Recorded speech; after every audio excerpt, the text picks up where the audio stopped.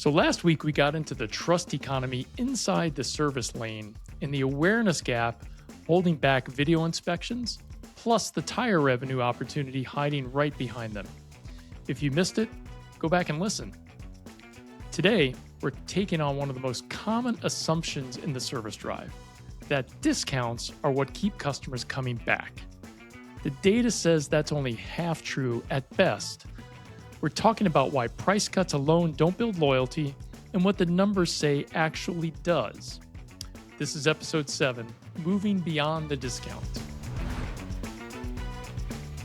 Welcome to Retention Roadmap, navigating service success for new car dealerships. I'm your host, Bill Springer.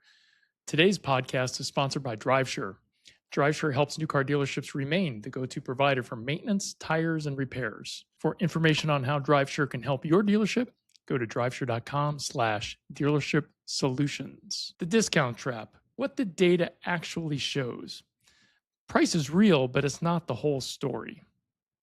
Across all three of our studies in 2020, 2023, and now 2026, 2 defection drivers have stayed at the top of the list in the same order every time: a bad experience at the dealership and a lower price elsewhere. So price matters, and it's moved up this year specifically. It's back in the number 2 spot on our importance ranking, after customer service briefly overtook it in 2023. For customers 34 and under, price has actually overtaken quality of work as the single most important factor in choosing where to service their vehicle. But when you look at loyalty, it changes the math. And here's where it gets interesting. When we segment by loyalty tier, price actually overtakes bad experience as the number 1 reason to leave. So for every group except your most loyal customers, the less loyal someone already is, the more a better price down the street may pull them away. But even among customers who call themselves extremely loyal, the ones who say almost nothing would make them leave, 45% still would walk over a bad experience. And that's the tension. Price pulls at your less loyal customer, and a bad experience can cost you even your most loyal ones. Neither problem gets solved by a markdown. Discounts are getting more expensive in 2026. Prepaid maintenance gives us a clean read on this. Overall demand for prepaid maintenance held steady at 78% this year, which was the same as 2023. But the discount required to close that sale has gone up. In 2023, a 20% discount on a prepaid maintenance package was enough to satisfy 42% of customers. This year, that same 20% only satisfied 32%, so it's a drop of 10 percentage points. Customers want the same deal, but they need a deeper cut to say yes. That's the price sensitivity story from earlier in the report, showing up again here, and it's most pronounced with younger customers. 61% of customers under 35 now say they need more than a 20% discount before they'd buy in. But here's why discounts alone don't build loyalty. So why doesn't cutting prices solve this?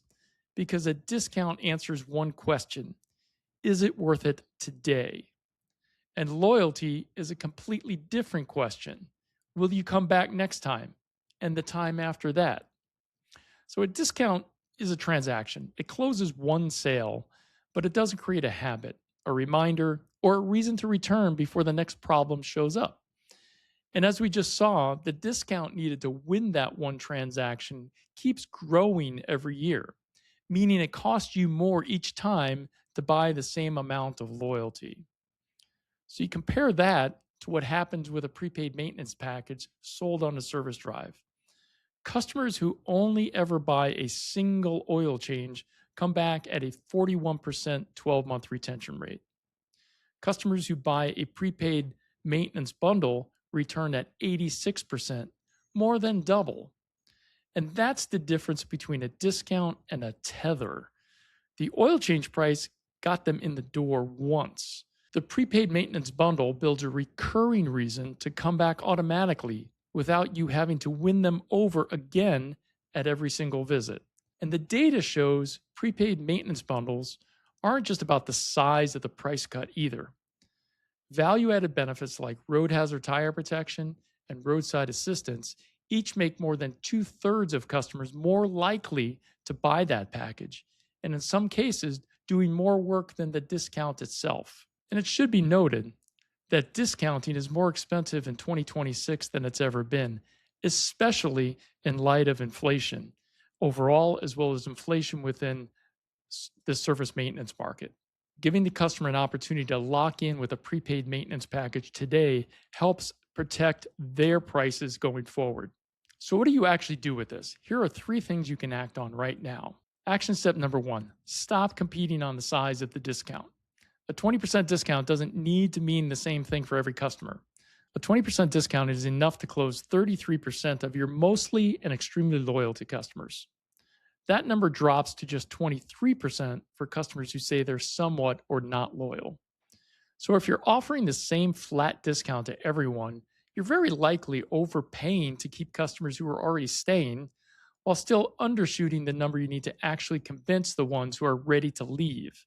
Segment your prepaid maintenance and your service offers by loyalty tier before you land on a number. Action step number 2 is build the prepaid maintenance pitch around value, not just the price cut. Road hazard tire protection and roadside assistance each move more than two-thirds of customers towards buying a prepaid maintenance package. Lead with those benefits before you ever get to the discount. Your advisors don't need to win this conversation on price alone. A package that includes coverage your customers already say they value is doing sales work a discount can't. And it's a lot harder for the shop down the street to match. Action step number 3, sell the tether, not the transaction. Retrain your pitch. Instead of, here's a discount if you sign up today, the pitch becomes, here's how you stop having to think about your next few visits. That's the real value of prepaid maintenance, not the markdown, the recurring relationship. And since we're talking about price here, I think it's another important consideration to keep in mind when you're pricing prepaid maintenance packages is that you don't always have to discount your prepaid maintenance package. You can also consider raising your single oil change price. So once you raise your single oil change price and you offer that discount, your discount price for the prepaid maintenance package may actually equal what your old oil change price was times 3. So keep that into consideration as well, especially in this environment of rapidly rising prices and increases in your costs. It's a great way in which to recenter that value for your prepaid maintenance package while also protecting your pricing for your single oil change packages. So today we got into why discounts alone don't build lasting loyalty in the service lane. Price matters, and it's gotten more expensive to solve with a discount alone. But the real fix isn't a deeper markdown. It's giving customers a recurring reason to come back. That's exactly what prepaid maintenance does, more than doubling retention over a one-time price cut. If you want the full breakdown on discount behavior, prepaid maintenance data, and everything else in this report, download the complete 2026 Dealership Service Retention Report at drivesure.com/retention report.